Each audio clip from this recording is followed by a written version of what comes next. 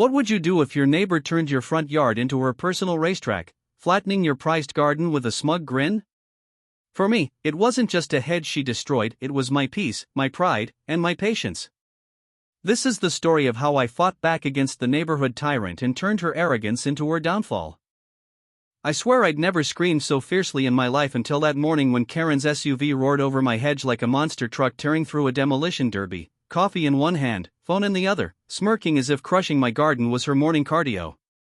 Before I could even process it, branches cracked, dirt sprayed everywhere, and my cherished rose bush, nurtured for 5 years, lay flattened beneath her tires while she honked twice, as if mocking me with a thanks for the shortcut, leaving me standing there in my robe, gripping my mug, feeling like the world's biggest idiot forever believing she'd stop.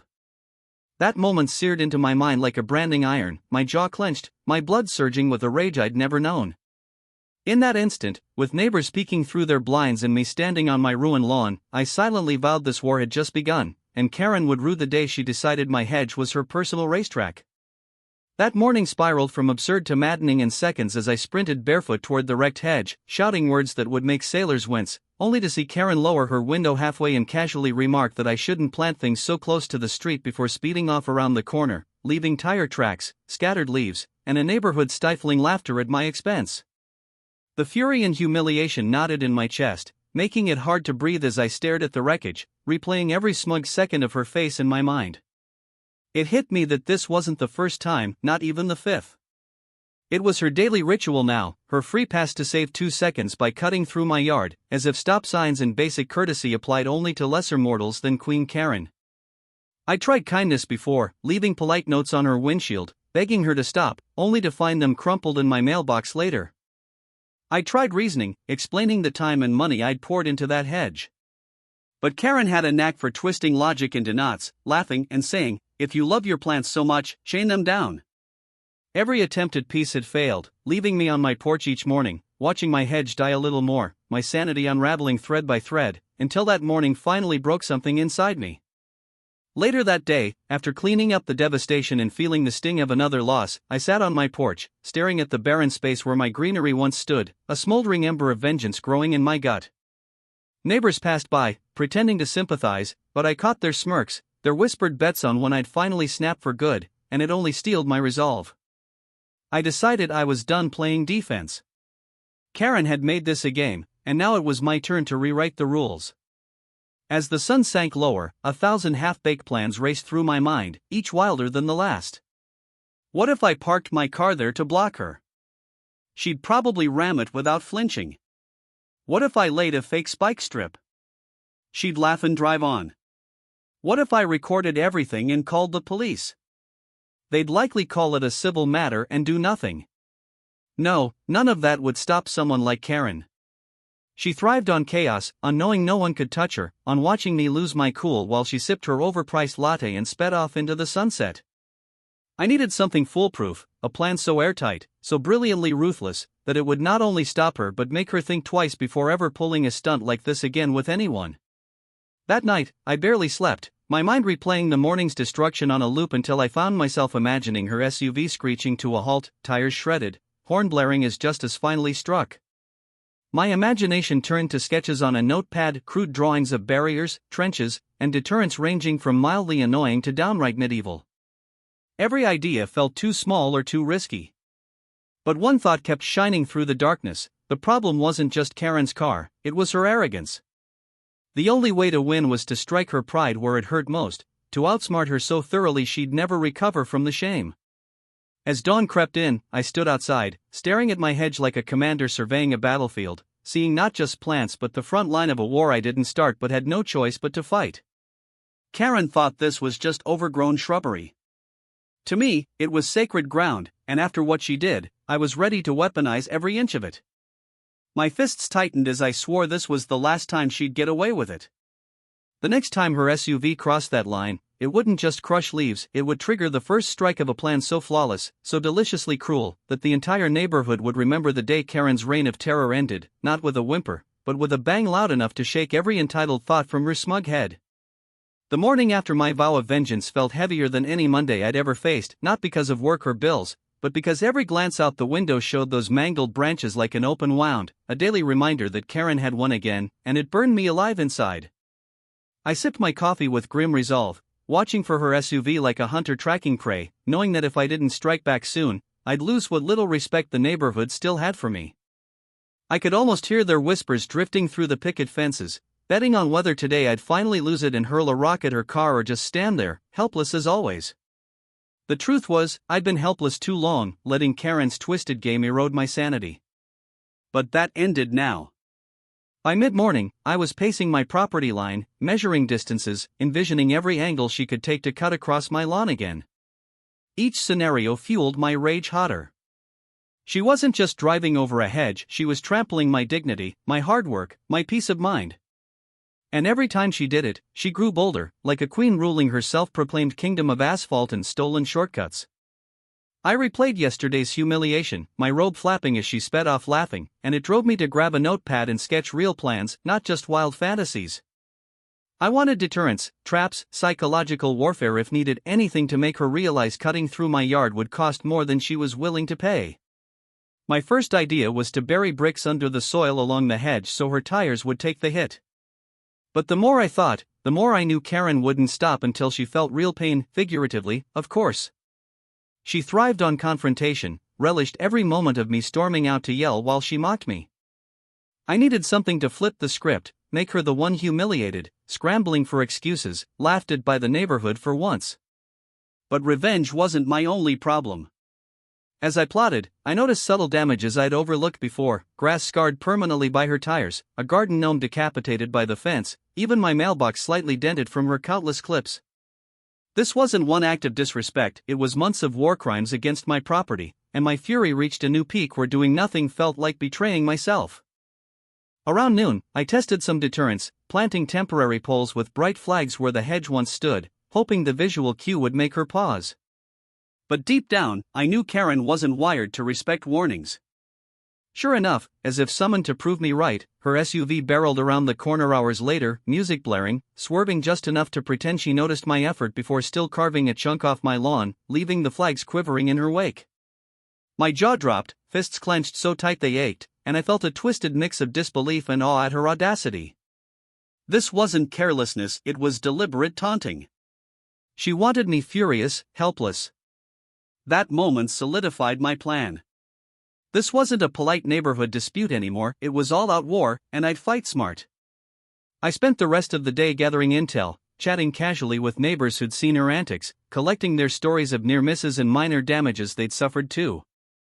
Turns out, Karen had a history of using private yards as her shortcuts, leaving frustration wherever she went. But no one had dared challenge her because, as they said, Karen always wins. That phrase echoed in my mind like a taunt, and I swore she wouldn't win this time. I went online, researching property laws, booby trap legality, and defensive landscaping, learning exactly where my boundaries lay, how much force I could legally use, and creative ways others had dealt with nightmare neighbors. My ideas evolved from passive barriers to active deterrence, something Karen couldn't ignore or plow through without real consequences. The more I read, the more a vivid image burned in my mind: steel spikes hidden beneath the hedge, invisible, waiting patiently for her arrogance to drive her straight into her own ruin. The thought of her SUV grinding to a halt, the shriek of tearing rubber, the look on her face when her reign of terror ended, it fueled me like nothing else. But beyond the fantasy, I planned with precision, considering weight distribution, tire pressure, and how to place spikes so they'd only trigger for a vehicle, not a person, keeping me legally safe while delivering maximum satisfaction. Every time I imagined Karen trying to bluff her way out of responsibility, my resolve hardened. She'd made me a laughingstock, destroyed what I loved, and mocked every attempt at peace. Now it was my turn to show her actions have consequences, sharp ones, piercing even her thickest layer of entitlement. That night, as I stood in my yard staring at the moonlit path where her SUV usually trespassed, I pictured tomorrow or the next day when she'd think she'd won again, taking that smug shortcut as always, only to find she'd underestimated me. The hedge war wasn't just about plants or property lines anymore, it was a battle for respect, a clash of wills, and I was ready to end it with one strike that would shift the neighborhood's view of who was truly powerless.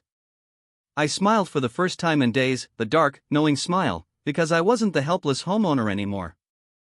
I was the architect of Karen's impending nightmare, and once my plan was set, nothing could save her from it. The day I began fortifying my yard into a fortress of poetic justice felt like crossing a point of no return, but also like the first breath of fresh air after months of suffocation by Karen's relentless bullying. The morning sun cast a spotlight across the lawn, as if illuminating a battlefield. I stood there, my plan blazing in my mind, steel spikes gleaming in my imagination, promising retribution that would make the neighborhood gasp. I spent hours pacing, mapping the exact route Karen took when she cut through my hedge, studying every tire mark, every pattern of destruction, until I knew her path of arrogance as well as my own driveway. It had to be precise, invisible, and undeniable when it happened, so even Karen, queen of excuses, couldn't squirm out of the blame she deserved. The hardware store clerk probably thought I was crafting a medieval torture device when I bought heavy-duty steel spikes, reinforced planks, and camouflaging soil covers. But I just smiled and said I was upgrading my landscaping. If only he knew. Back home, I crouched by the hedge, working with a focus I hadn't felt in years, hands steady as I set each spike at the perfect angle, low enough to stay hidden under leaves and dirt, sharp enough to slice through rubber like butter when her tires rolled over. My heart pounded with a mix of anxiety and thrill, knowing one misstep could land me in trouble or ruin my masterpiece before it began. The thought of Karen's inevitable tantrum looped in my head, her smug smile crumbling when she realized her SUV wasn't invincible, facing defeat in front of everyone. It made me grin despite the sweat dripping down my face. But I wasn't reckless. I tested everything meticulously, rolling a wheelbarrow with old tires over the trap, watching them pop with a satisfying hiss that sounded like music. Proof my design was flawless. I reinforced the base, double-checked the alignment, ensured it couldn't harm a pedestrian. This was Karen's specific vengeance, engineered for her arrogance alone. By the time I finished burying the trap, blending it seamlessly with the hedge's remains, my hands were blistered, my clothes dirt-stained, but my spirit felt alive again. For the first time in months, I wasn't reacting to Karen's chaos, I was dictating the next move, setting the stage for a showdown she wouldn't see coming. That evening, I sat on my porch with a cold drink, eyes locked on the road like a sniper awaiting a target, anticipation thrumming through my veins. Every sound made me twitch, the distant roar of an engine, the faint hum of tires on asphalt, but Karen didn't show. She was probably terrorizing another neighbor or oblivious that her driveway tyranny was about to end. I almost wished I could see her face when it happened, wished I had cameras rolling for every second, because justice like this deserved to be immortalized. The next morning dawned too quiet, the kind of calm that feels fragile before a storm.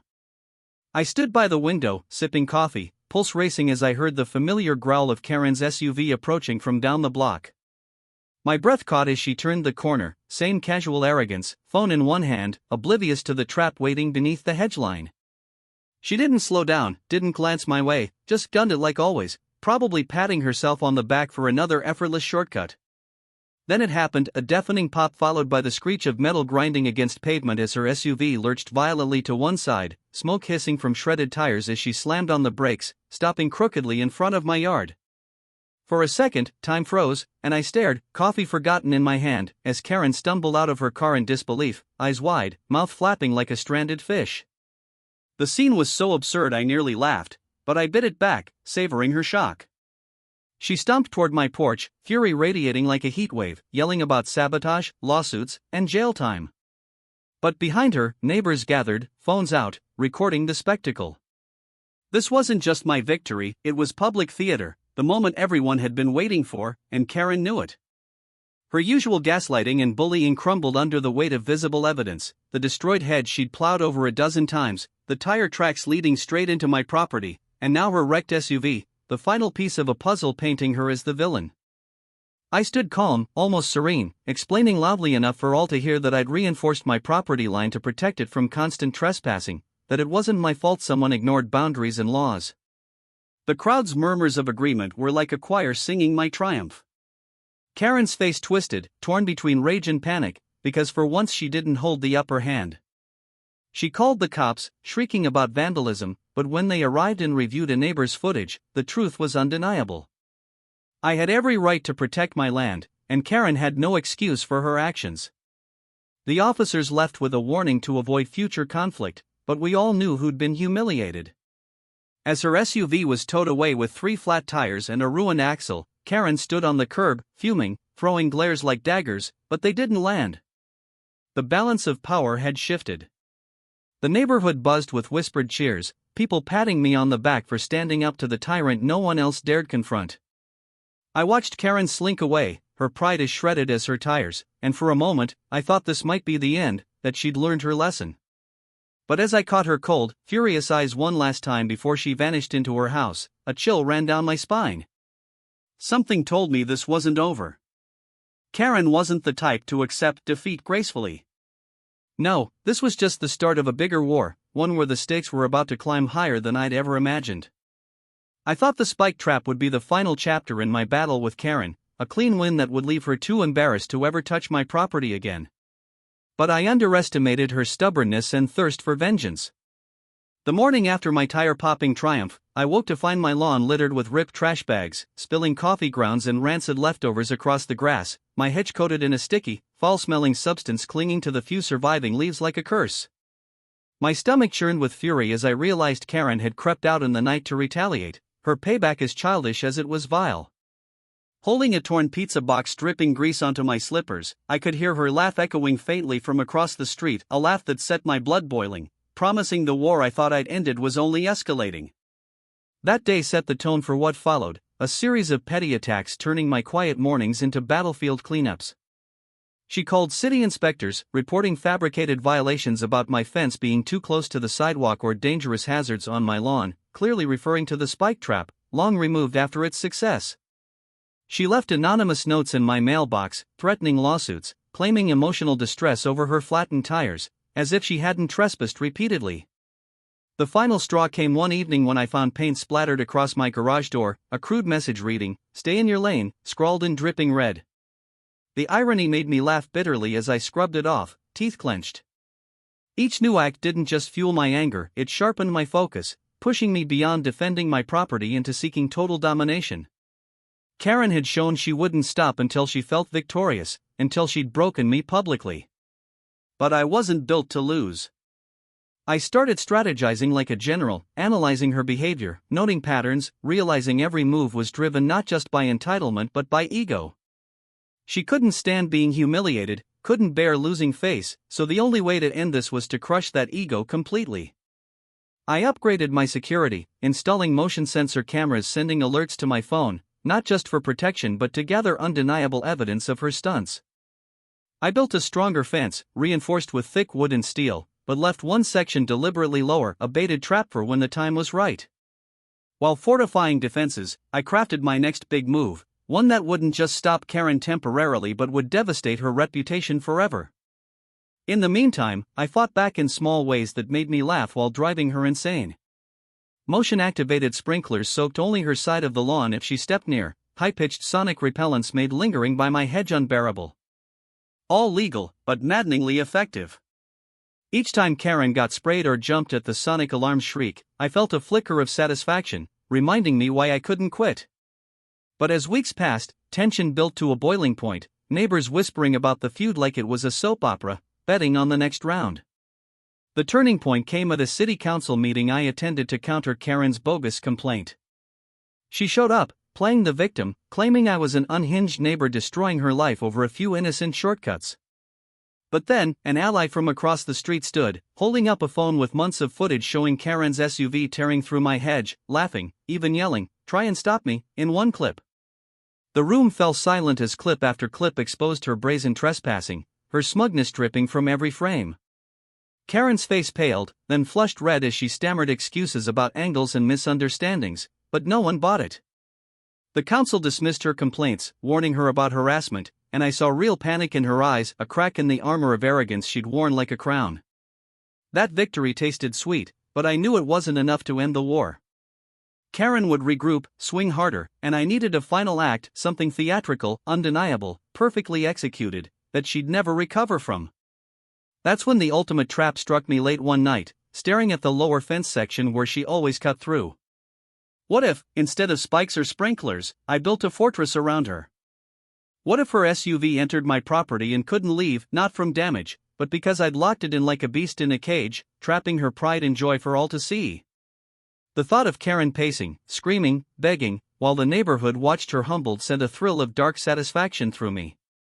It wasn't just revenge, it was reclaiming every ounce of dignity she'd stolen, proving boundaries aren't suggestions, and even the biggest Karen can be outsmarted.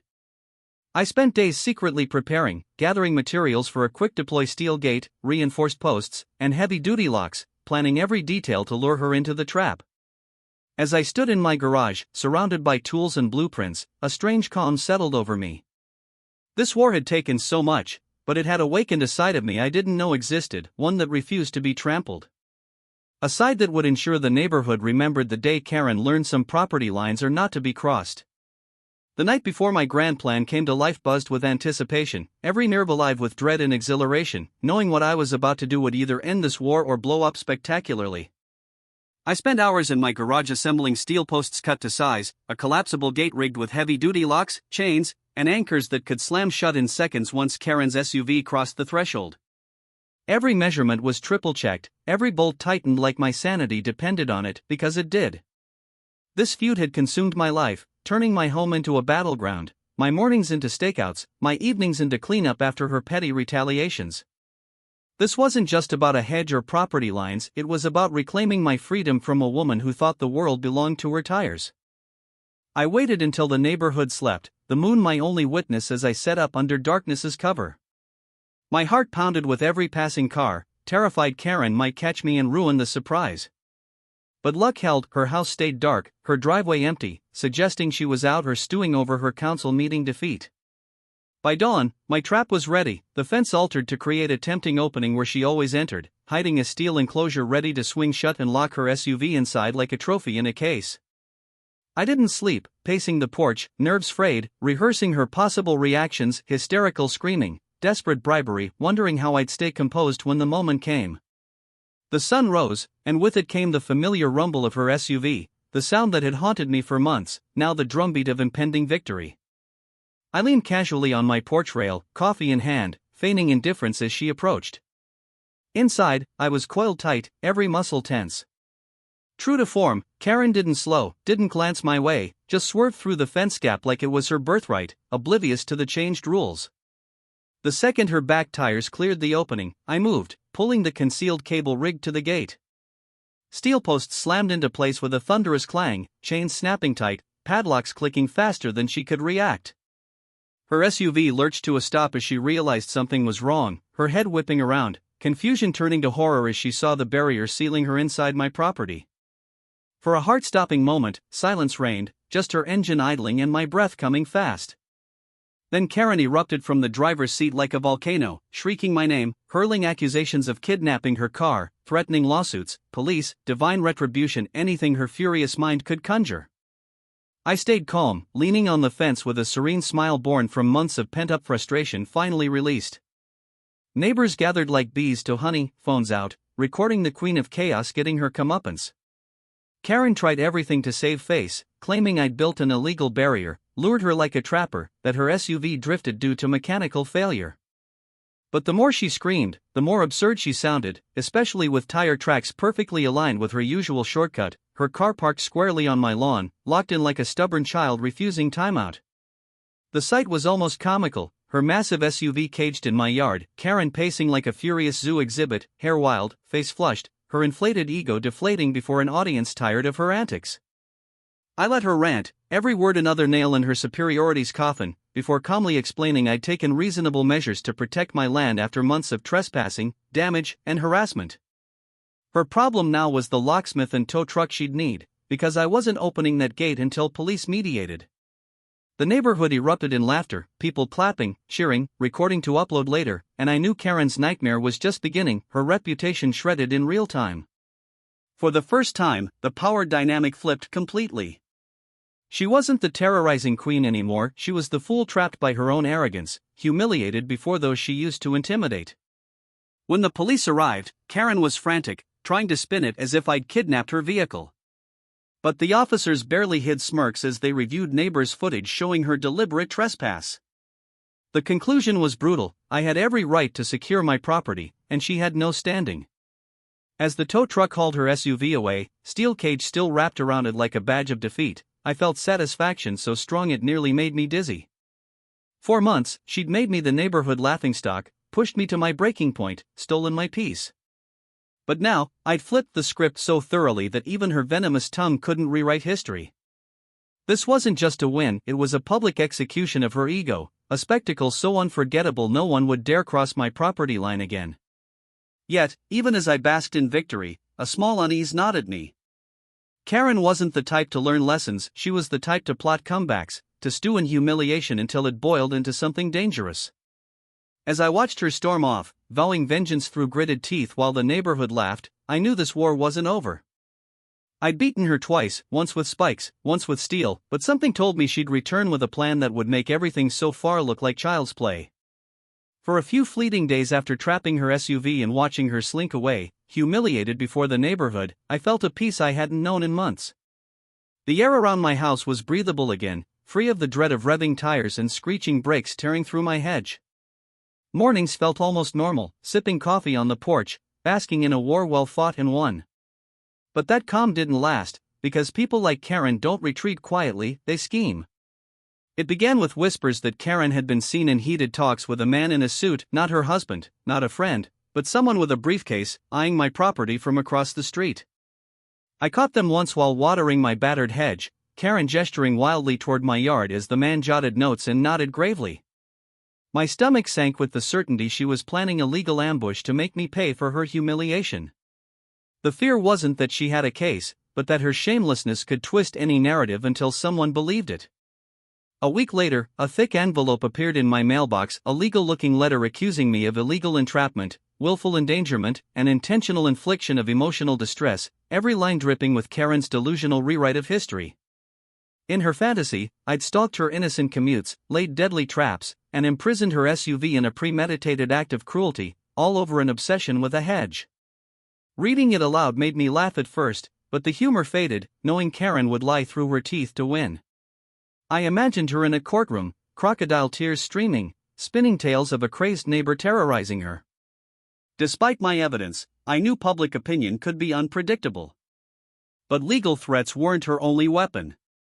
One evening, closing my garage, I noticed fresh spray paint across my driveway, Hedge Psycho in neon green.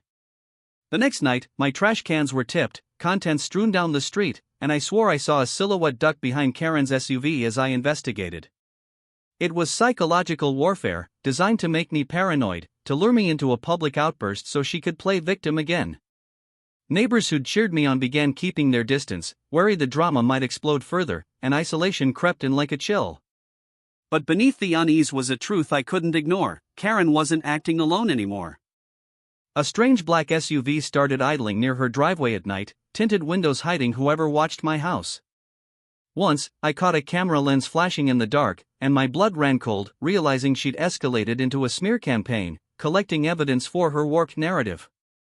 It sickened me that after all she'd done, she still saw herself as the victim, convinced she could rewrite reality by screaming louder and rallying allies. But I wasn't going down without a fight. I doubled my efforts, compiling every video of her trespassing, every note she'd left, every act of vandalism, every witness willing to testify about her reckless driving and destruction.